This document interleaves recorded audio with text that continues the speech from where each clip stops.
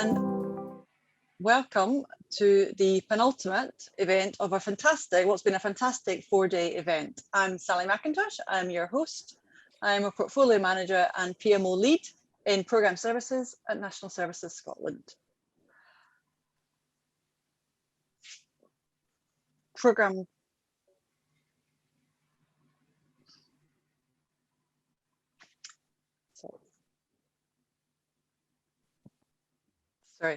Services is a team comprising about 250 change management professionals delivering change across the NHS Scotland, in case you don't know who we are. So for housekeeping, there is no game code for this event because the points are being counted as we speak.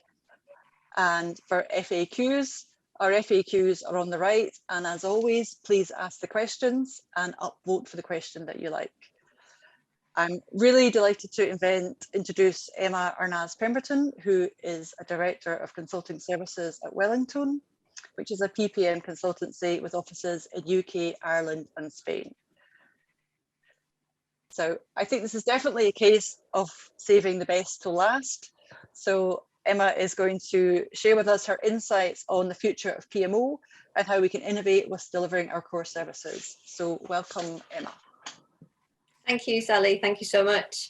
So hopefully you're going to get a little poll that comes up just so I can get to know you guys a little bit. And as we go through that poll, really it's just to understand what role you play in project management practice in your organisation. So whether you maybe sit within a PMO, whether you're a project or program manager, a business manager, and maybe just kind of more interested today in learning about PMO, or whether you're a business leader or maybe something else that we haven't accounted for.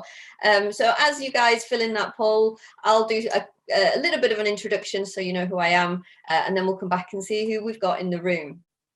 So as Sally said, my name is Emma-Ruth ARNAZ-PEMBERTON, and I'm the Director of Consulting Services at a company called Wellingtone. I will tell you a little bit about us in a second. I'm also in charge of sustainability and corporate social responsibility, which means I care about the trees and the polar bears, according to our managing director. That does mean that I get to work with a number of charitable associations and organisations that are trying to bring kind of project management in the forefront of social good. Most notably is probably our Project Management for Change. And we actually run a pro bono day where we invite charities to come and get help from project management professionals once a year. I'm really involved in all of the different associations for project management around the world. I'm a fellow of the APM, the Association for Project Management, which is the chartered body here in the UK. And I chair their PMO specific interest group. I'm a board member of PMI UK, looking after corporate outreach. And I'm also involved with the International Project Management Association. When I'm not doing that, I'm a cognitive behavioural therapist and NLP master practitioner, so do a lot of coaching and mentoring outside of work. And I organise an annual conference for project management professionals, which is called Future PMO. If you're interested in learning more about any of that, you can follow me on social media if you just search for PMO Ninjas. As Sally said, Wellingtone is a project management consultancy firm. Our mission is to enable our clients to make a step change in project management maturity. And we have a very clear focus around the PMO as well. We're a technology partner with Microsoft. We're a gold partner with those guys with project management specialization. We also do consultancy, training, conferences, events, and we publish lots of articles and insights. So do get involved with Wellingtone. We do lots of different networking events across different sectors, including NHS and public sector. So Sally, do we have an answer for our first poll before we move into the session itself? Yes, we do. So our audience is 50% PMO, and then there's a very strong showing from other at 43%. Interesting. And 7% delivery manager. Okay, curious. Okay, I wonder what all the others are. Let's see if we can maybe get some questions, or we can meet some of them later. So what are we going to be talking about today? During this session, I wanted to take you on a journey to the future of what PMO and project management will look like, and how organizations and teams will need to innovate in order to get there. at Wellingtone, we're very focused on human first. So we're going to be focusing on the human elements of project professionalism. We're going to explore everything from leadership to learning to responsibility. And all of this is going to hopefully help you to build the right PMO for a sustainable project future in your organization. So we have quite a lot to cover. I aim to be done by Q2. So please do add any questions or anything burning that you think you want to know more about at the end. We are going to have a few additional polls, so get ready with your clicking fingers for that as well. So let's start off talking about leadership. When we look at what a leader is, we need to consider how that role has changed, or the perception of that role has changed. The work economy, the changing work economy, and COVID-19 has forced us to take a long, hard look at how we lead. So we know, or we think, that a leader inspires greatness in other people. They really focus on making the workplace environment better for everybody, and they tend to stay confident and cool-headed. They maintain a positive attitude, they lead by example, they are focused on being productive and bringing the right solution to solve a problem. They're usually quite honest and loyal, they're focused on people, and they tend to be an achiever. And really important, they're also a skilled listener. And when we think about all of these, and we think about how our world has changed, our working world has changed, going from analog to digital, we need to consider how leadership is also changing. Certainly, when some of us grew up into the world of work, we were very used to having the carrot stick approach to leadership. And some of you might have been managed using some of the techniques that we see here. So like the feedback sandwich was very popular at one time. It was used to provide a tool for leaders to provide negative feedback whilst protecting the feelings of the individual. This approach actually now we know depersonalizes the interaction because it's well known, but it also provides a perspective that the leader had to find 2 positive things to say about you before telling you something bad.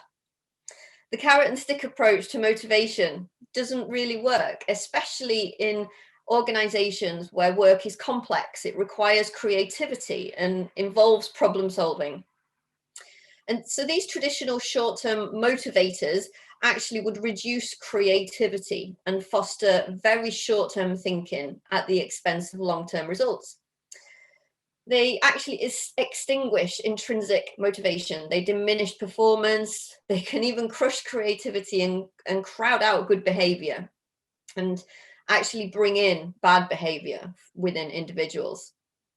Now, as our work economy has changed, we expect more from our leaders. We expect authentic leadership. Authentic executives tend to be more accessible, more relatable to their employees. So employees on all levels feel more comfortable sharing new ideas and bringing problems and solutions to their leadership. Authentic leaders show true passion for company success, and they end up creating a family-like culture. The fastest growing leadership style is that of the coach and the mentor. These executives tend to lift employees up by providing them tools for success. And as a result, there's a constant flow of learning and doing, trying and growing. And appreciation and respect are traits that all employees share for one another because of the creative culture that exists in the office. At Wellingtone, we talk about #HumanFirst all the time. And the Human First movement is now well underway, with practitioners in project management working towards this new style of leadership. So really focusing more on how leadership is changing. One of the things that COVID-19 showed us was that some of our leaders were not ready to lead from afar. We've never learned that. We've never had to learn that. So we need to consider, as we think about our PMOs and our wider project management practice, is that leadership is no longer changing. Leadership has changed. Let's talk a little bit about innovation. And to do that, again, we have a second poll for you. And this time I want to know, how innovative is your organization? So is it a case of, oh, we're totally innovative, we love to try new things? Or within our department, we do well, but not so much outside. We might maybe talk about it, but we don't very good at acting out in terms of innovation? Or are we pretty traditional, to be honest? And as you go through that poll, I'm going to just show you a few stats from the industry. But we can see from several bits of research that have happened over the last few years that 20% of organizations actually encourage and reward creativity and new ideas. If we think about organizations like Google, they actually give their people a certain amount of time to try new ideas, to develop new ways of thinking. But then when we look at leadership, when we ask leaders, 70%, over 70% of business leaders believe that innovation is going to be necessary for business growth. And again, this is something that we've seen organizations have had to do. We've had to innovate. We've had to suddenly go from working in an office to working from home. And what does that mean to our services?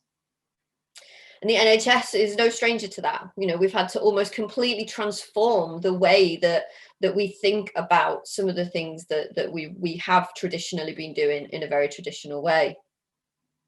So, Sally, did we get some poll results from an innovation perspective? Yes, we did. So it's been evolving a little bit, but I would say we're now sitting at 60% talk about it, but don't act often.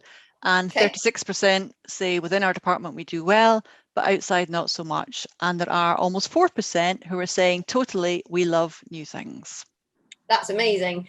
We love the organizations that love new things, even though sometimes it brings a little bit of risk. It's great to kind of be in that space as an individual and as a team.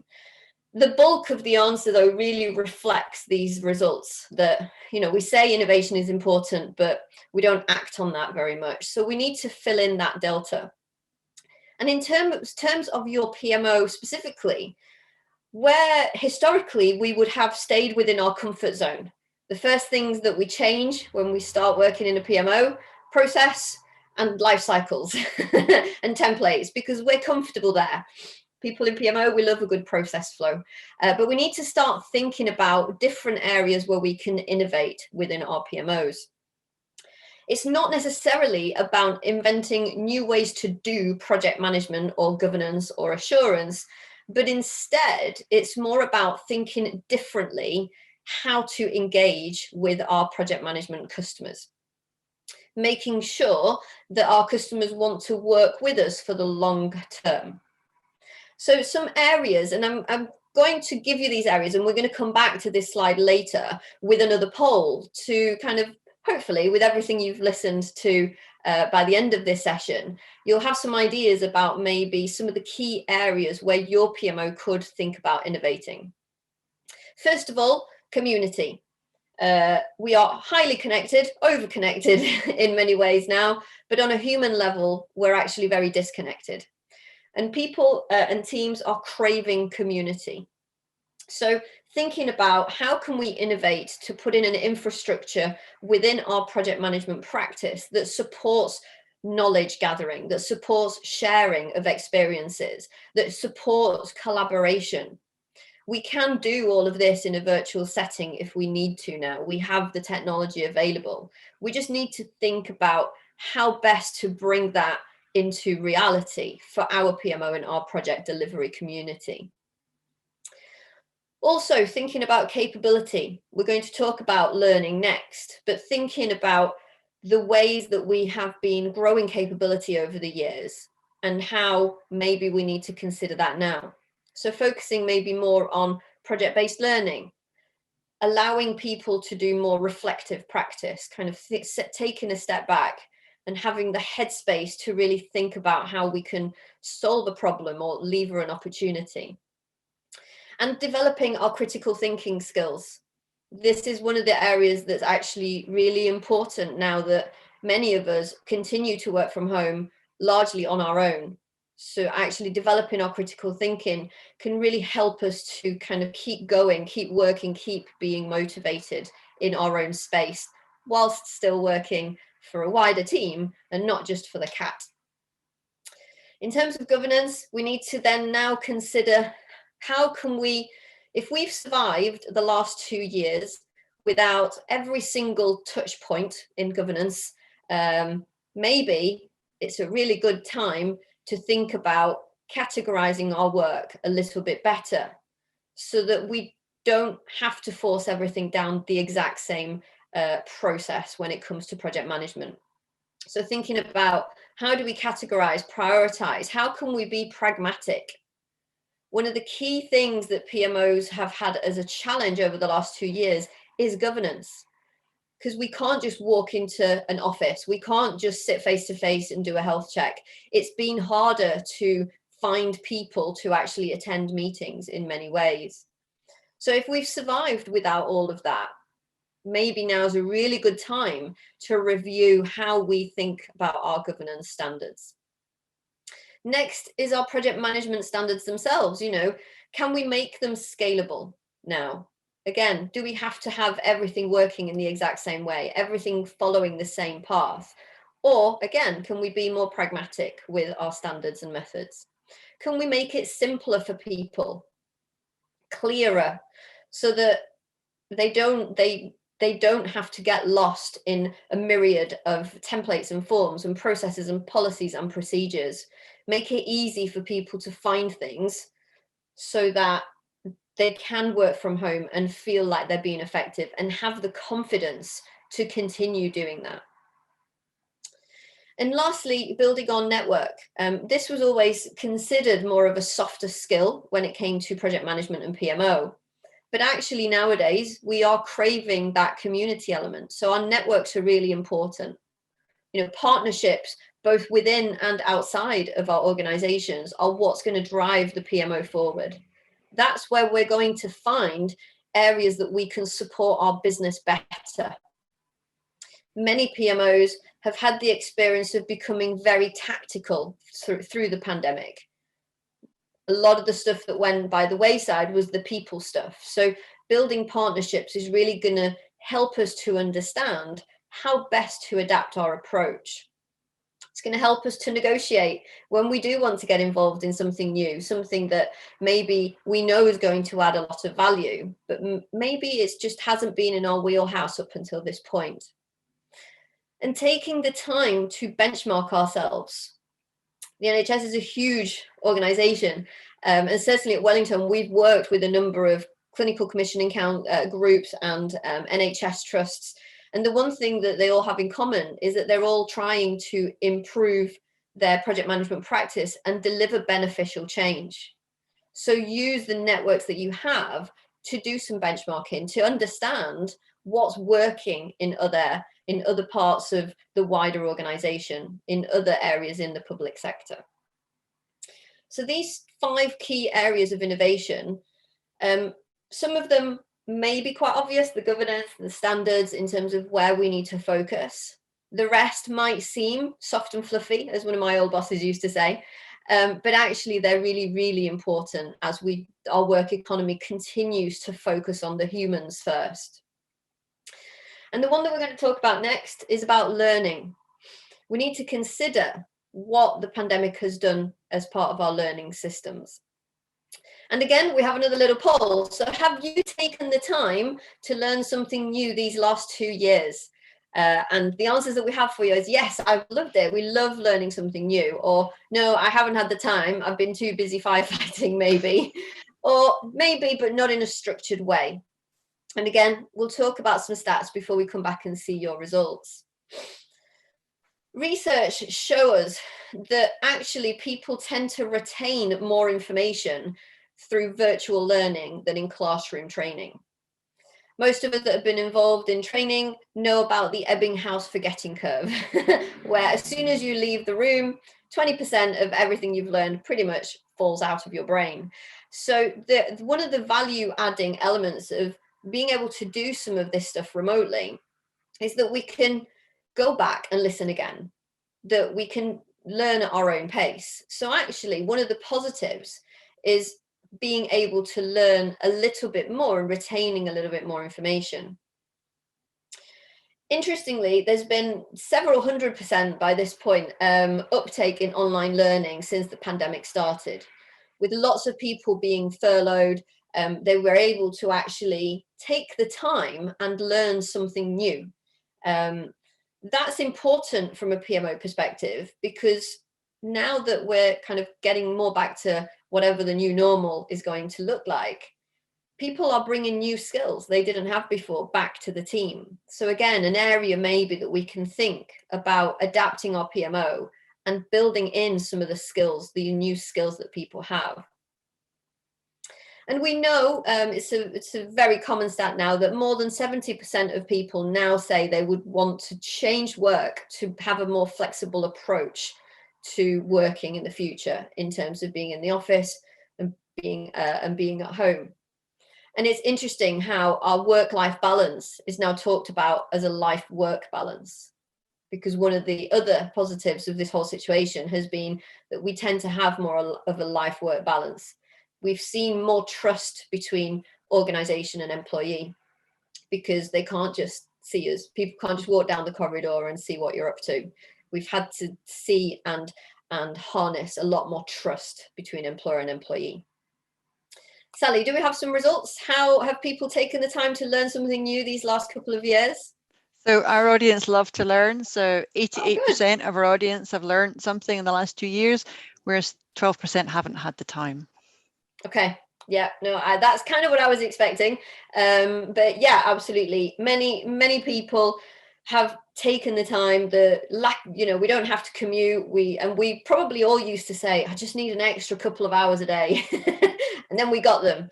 And then it will very much be clear whether you were able to take that time and do something for yourself that maybe you've wanted to learn for a long time, or whether actually we just filled it with more work. And now we still need an extra couple of hours a day. So let's think about learning and talk about how learning really works. So just to give you an insight, and this might not be new information to some of you, there are different types of learners. So we need to consider that as we work through that new world economy, work economy of being in that hybrid mode. So some people are very visual, they prefer pictures and images. Other people are very oral, so they prefer sound, they prefer listening. That's me 100%. So I'm always I learn better just by listening. So I always have a podcast on in the background or something like that. And I remember pretty much every word to every song I've ever learned. Other people are very verbal. They prefer to use speech and writing to learn. Other people need to use their bodies. They need to try it. Others are more logical. They need to work it out. Whereas some people tend to prefer to learn in a more social environment. Other people actually are quite happy on their own. As we consider all of that, this is now something that as PMOs, we need to, when we think about the capability of our project professionals, we need to also consider, how do we build all of this, which we would have done in a classroom, into our day-to-day? And this is where, in some cases, different types of learning work for some and don't work for everybody else. The keys to thinking about learners is to think about, okay, what's their personal perspective in terms of wanting to learn? Are they on a quest? Are they just people who are very impact driven and they want to be able to learn something and put it into practice straight away? Is it more of a tribal thing that we're following as a team? Well, it makes sense for us all to be trained on it. So as we think about how we bring the different aspects of learning into whatever the PMO is doing to drive that growth and capability, we need to think about, how do we make it personal for people? We need to consider, what the external climate is telling us in terms of the work climate, the employee needs, which have changed in the last 2 years, and the balance that people have around that life-work perspective. And also looking at what's going on outside in terms of technology, globalization, artificial intelligence. There's a lot going on that we've all had to learn about over the last 2 years. So we also need to be mindful of how much change we're asking people to take on board if we're trying to teach them something new. The existing learning trends that we're probably pretty used to by now are, distance learning, which is really great for long-term learning, remote live. So that's what we do at Wellingtone. So all of our courses are now, remote live, which means you receive your training material, but it's all done remotely, but there's a human trainer rather than just somebody talking over the slides as a recording. I have a real life whiteboard on my wall to be able to do this. So it's kind of a real hybrid approach, thinking about the human experience of a training course. Classroom, we've probably all been in a classroom at some point. It's really good for peer-to-peer connectivity. And then there's full-on virtual, which is, that kind of best for doing things, learning in your own time at your own pace. And there are some perspectives to that. There are good points and bad points to each way of thinking about training. So virtual, again, is really good for those wanting to learn at their own pace, but some will find it hard to keep the motivation after they've kind of started. Then there are things that are more presentation based. We're able to demonstrate and view lots of information, but it can lead to a lack of interactivity in terms of how people learn. So straight away, we're kind of not really answering all of those learning styles. Assessment-based training teaches you really well how to revise and encourages time management, but it can have a lack of practical focus when you actually return to work. How do I apply this to my actual job? And then there's exercise-based training, which is really around having a safe space in which to try all the new stuff. But it can be difficult to then take that case study, as it normally is, and assimilate that into the real world. And we've seen in terms of virtual training, from a project management perspective, that people say it's great. I have my own, I can do it at my own pace. I can start and stop myself. I can learn all sorts of different skills. And that's why we've seen such an uptake in online learning. The keys is to consider the learning loss. And from a PMO's perspective, people are going to finish that course and then go make a cup of tea or watch TV. So they're less likely to take time to reflect.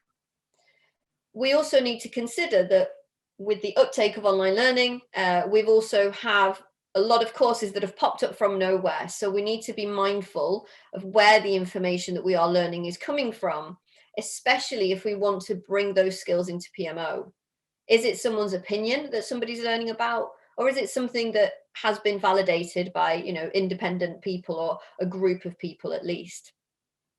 And a lot of the time, there is no direct instruction, there is no validation. It is a case of clicking through. So again, if we're thinking about finding out what have our PMO people been learning, can we incorporate any of that? We need to think about the quality and the ability for that person to truly bring that into the PMO's services.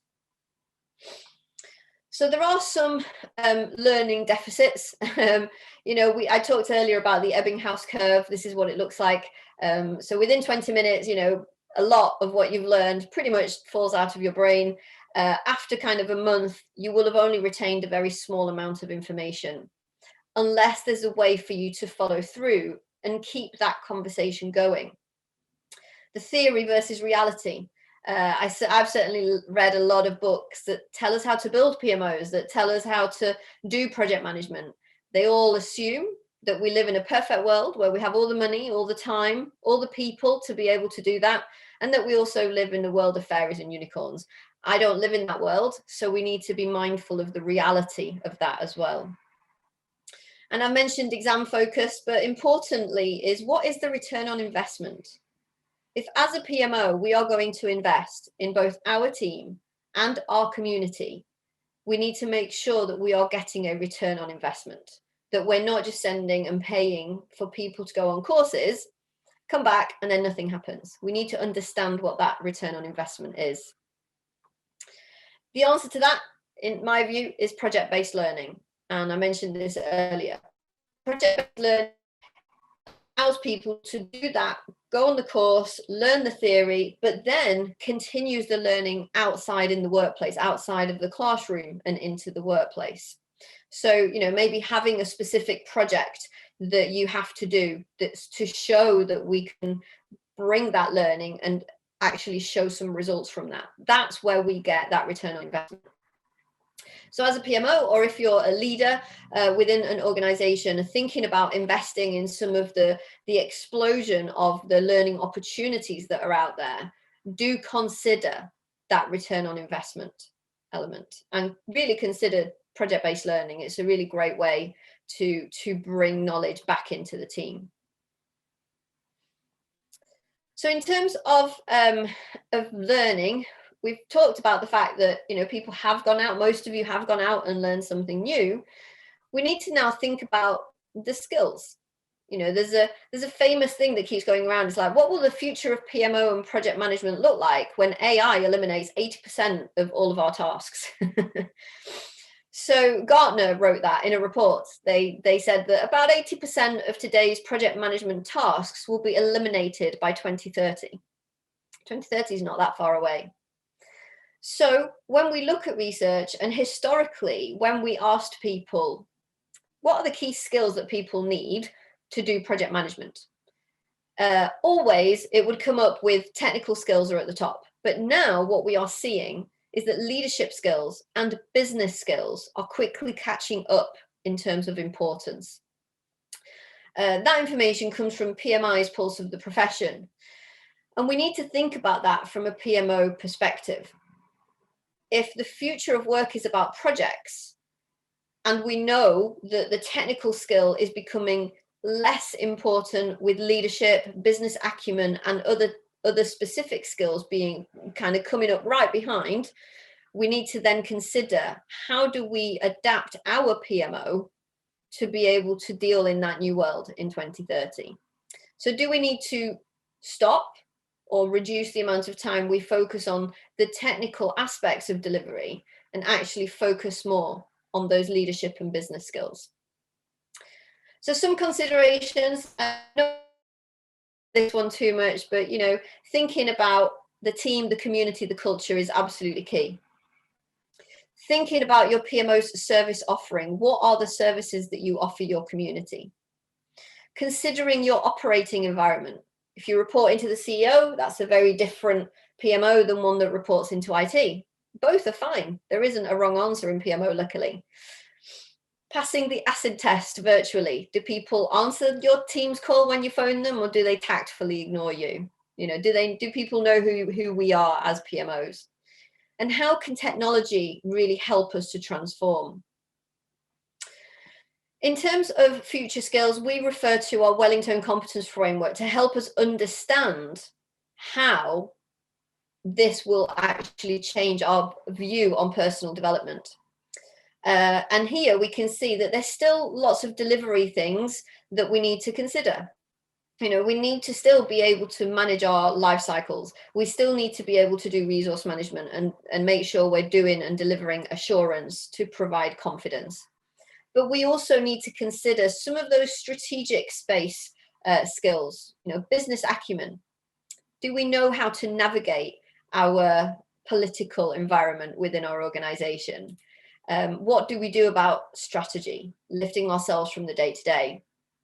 And then also thinking about you and your team as individuals. You know, emotional intelligence is talked about an awful lot now. Communication skills, independence, how well can we work together? Ethics and professionalism in this world are becoming more and more important.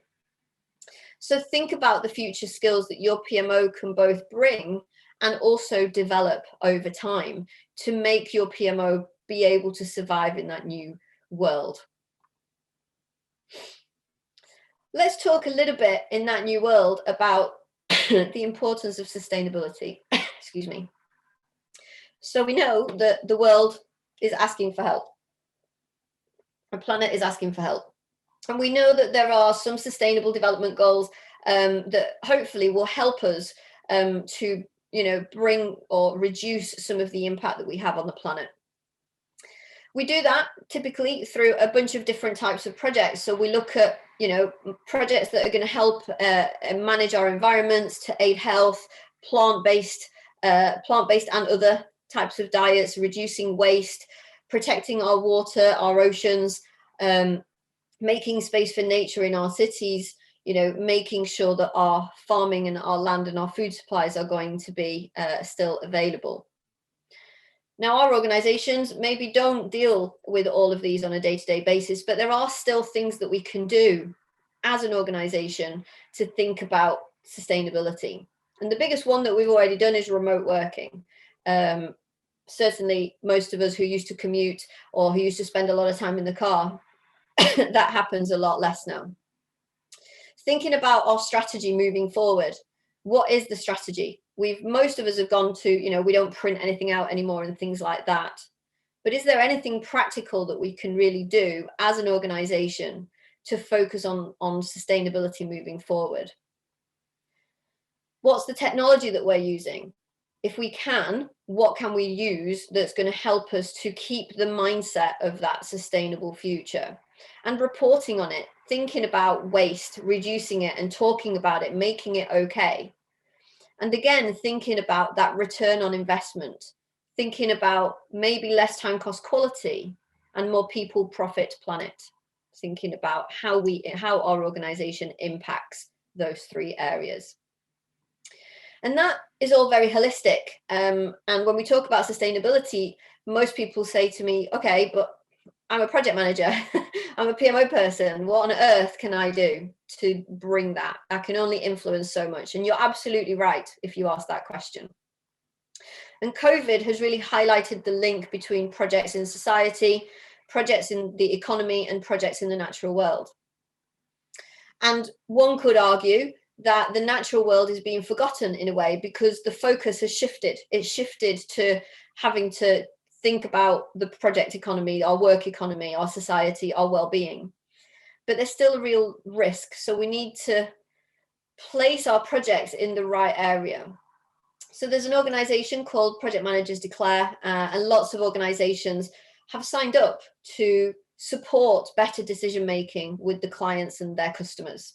So rather than try and influence everything about an organization, is making sure that we're talking the right talk, thinking about the realities of the impact of not making that decision, giving people a different perspective. And one of the key things that certainly helped me to understand was the difference between sustainability and responsibility. Sustainable project management is very absolutist. This equals that. And we can measure it. And that's when we talk about sustainability in the wider context, that's what people want for their organizations. However, we know as individuals that actually I can only influence my organization so much. So that's where responsible project management comes into play. We bring ideas from the sustainability agenda, and the difference is that we might not be measured by it, but we choose to adopt some principles. It's really about thinking about what we could do versus what we should do. That's the key difference. That's the thing that really helped me to kind of figure out my place in that. And considering, the project life cycle, the extended project life cycle. So historically, we are designed to complete the project and remove ourselves from the situation. But is there something that we can do to use that extended life cycle to increase the opportunities for longer term benefits and considerations that are maybe more sustainable? We need to consider of professionalizing the idea of responsible project management. There are no certificates for being a responsible project manager or PMO person, but there are indicators that are being championed in a big way by movements like Responsible PM. Making sure that curriculums bring that conversation into the fray. Thinking about career growth, look at the jobs that are advertised. They ask for APM qualifications, IPMA, PMI, but they don't ever really ask about the competencies that give an employer a reliable signal on what makes that person tick. We need to start validating what people are doing, how they feel about that whole responsible and sustainability world. We need to choose to be responsible project managers and PMOs, but we don't show how we live through our values enough. Check your CV. Are we looking backwards, or is it showcasing your purpose and ambition? And then think about, we do have influencing power. We're not going to change the whole organization as one individual, but there are things we can do to keep that conversation going. And in terms of responsible practice, you know, we have things that we can do around systems thinking, making sure that projects aren't seen as an open system, that are seen as interacting, that we are anticipating, that we are willing to have that conversation, that it is about analytics, but it's also about the wider outcome, people, profit, and planet. And your responsibility, only you can choose to be responsible. It's about hearts and minds, not just minds, hearts as well. It's not about just doing more stuff, but the thing to consider is you're probably already doing some of this stuff at home. You probably already recycle. You probably have already switched to less plastic, to more sustainable products. So the key is, what can you do to bring that into the day job when you are in the office? And lastly, we have nearly the last poll coming up. We're going to talk about, for just a couple of minutes, the reality from a PMO perspective. So in terms of what you've heard, has your PMO adapted sufficiently, do you think, to that new work economy? You know, yes, have we worked really hard to adapt to working from home and being able to bring that community element? Do you need to do more? Or have you just carried on regardless? Or maybe if you're not in PMO, maybe you don't know what your PMO has done, in which case that's a good way to go and find a good excuse to go and find out. In terms of maturity, 64% of PMOs believe that they're operating at a level 2 or 3 out of 5. When we think about value delivery, actually people now believe a lot more that PMO is a business partner and should be and can add value to the organization. If we look at the journey that PMO has taken, we've gone from being very technically focused, very much on that time, cost, quality, to really now looking at people. The well-being of our people is a really important part of what the PMO are now bringing to the table in the organization. And during one of our networking events, we asked people, what does the future of PMO look like? And we can see some of the answers right here that we can talk about a little bit. So one of the things that lots of people expect to see is the agile conversation.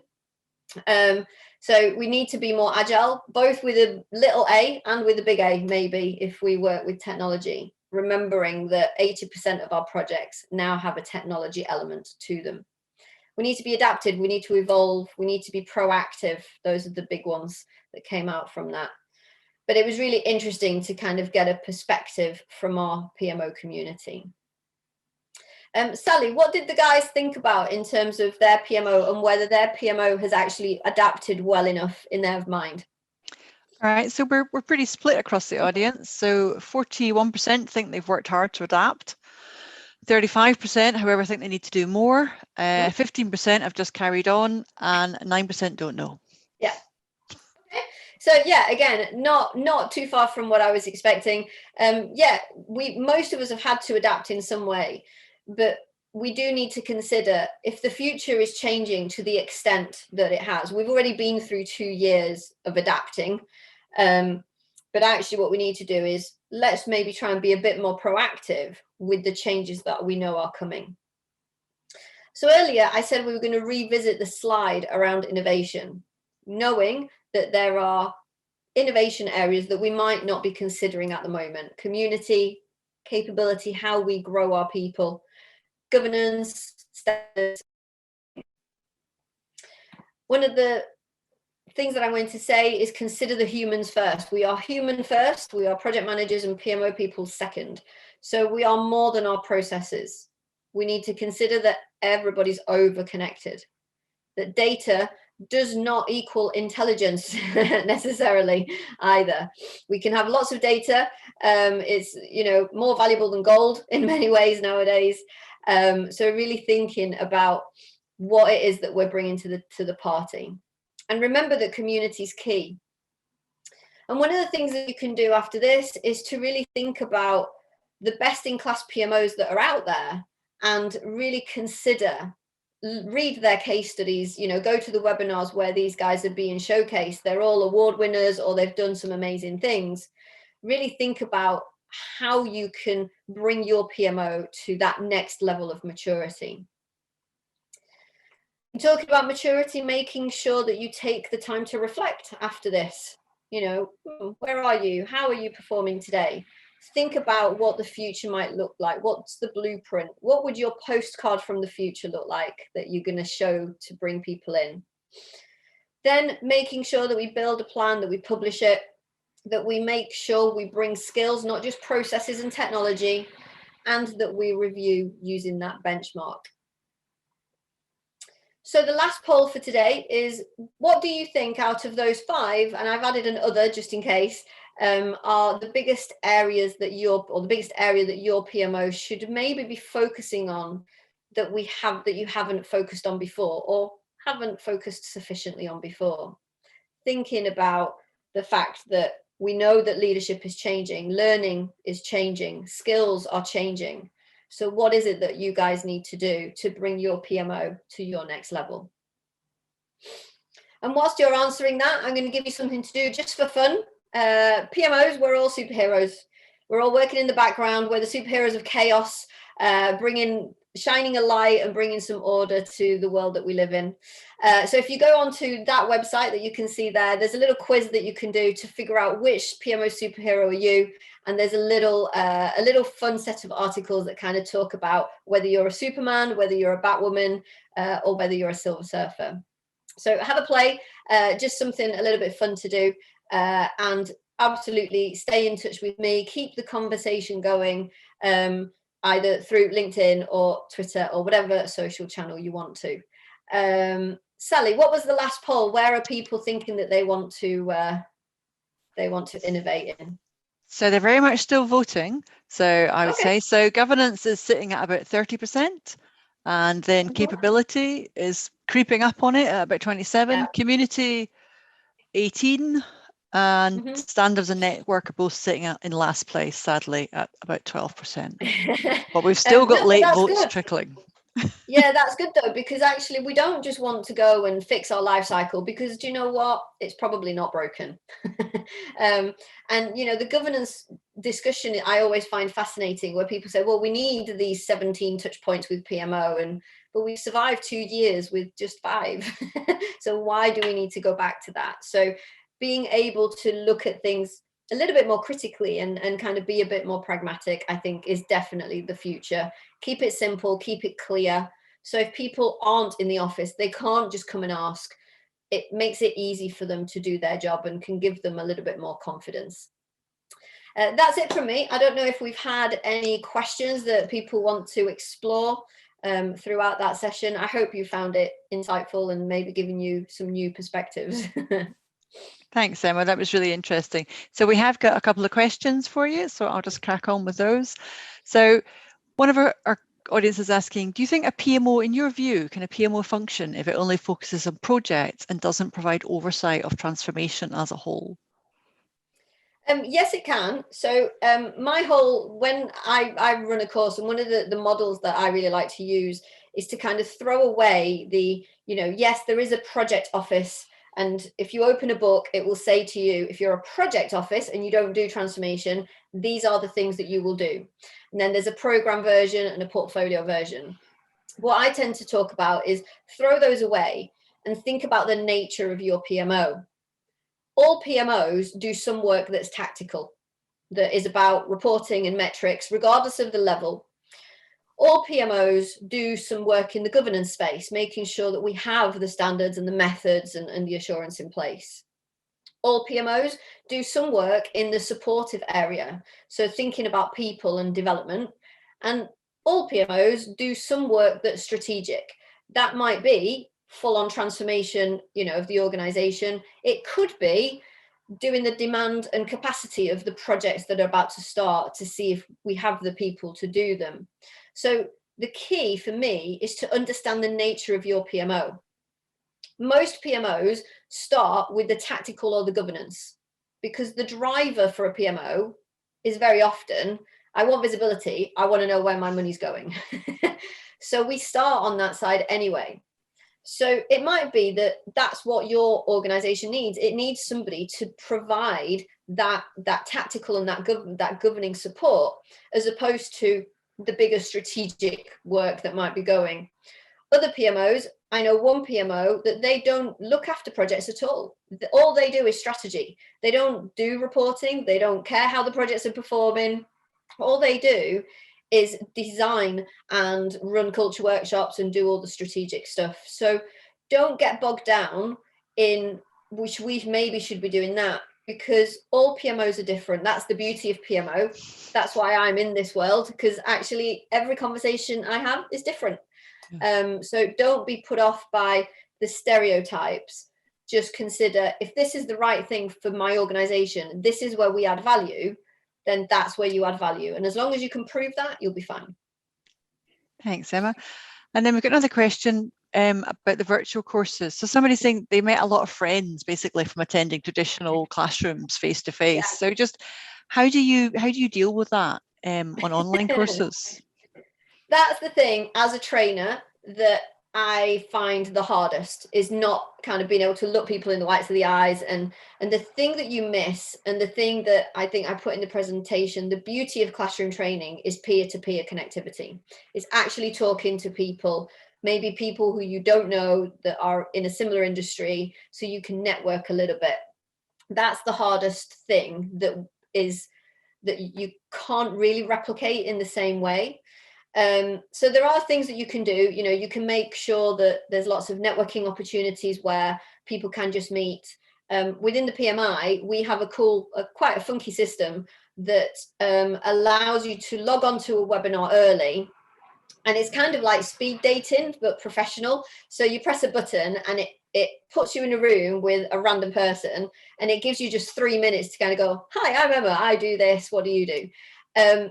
At first, it's a bit weird, but it kind of works. So there are things available out there, but that I would say is the bit that's missing. The practical things you can do: get your cameras on. It's really hard for people to meet if they just see a black screen. It's really, really difficult. So that's one practical thing that you can do. The other is to set time aside. Make sure that people have lots of breaks and lots of time to network. You can also make sure that the exercises that you put in are actually geared towards them talking to each other rather than just solving a problem. So there are some practical things you can do, but certainly I can't wait to get back in a classroom because it's the water cooler over coffee conversations. Actually, that's the bit you miss. So yeah, I definitely can't wait. But I don't think our world will ever go back to full-on classroom ever again. Because actually the positives are globalization. We can now have people from all over the world, which actually maybe from a PMO perspective gives us an interesting insight into how PMOs work in other countries, which is fascinating because it's not the same thing. It's a really interesting topic. Thanks. And then we've got a really interesting question about AI. So are the leading edge PMOs investing in developing the use of AI in the PMO space? And if so, which ones are the most advanced in this space? So, I mean, well, I'm a Microsoft partner, so I can only really talk about the technology that I know. If you look and read into the case studies of some of the PMOs that I shared, who are all, best in class PMO, if you like, they are all investing in technology that is helping them. So certainly in the Microsoft space, they now have tooling that can kind of pre-warn you when things are slipping. You can ask it questions and it will go into the system and it will find you answers and intelligence. So I think, yes, they are. Do I think they're going whole hog? No, I think people are still a bit wary, and I still think we don't fully understand exactly what it means. So there are lots of groups like the data analytics groups that meet regularly, used to be in London, now it's virtual, to kind of talk about how AI is going to influence the project management as an industry. So I think they are, but I think it's small steps. That's my personal view, because there is technology there, but I think no one is quite ready to relinquish quite so much control just as yet. Thanks, Emma. So that's been really interesting presentation. Thank you very much. So that is the end of this is the second last session. So thank you all for attending. There's one more session for the networking session, but I guess from an audience point of view, I'd just really like to offer thanks to the Project Futures team for what has been a really exciting 4 days of chats. So thanks all, and hopefully see you next time.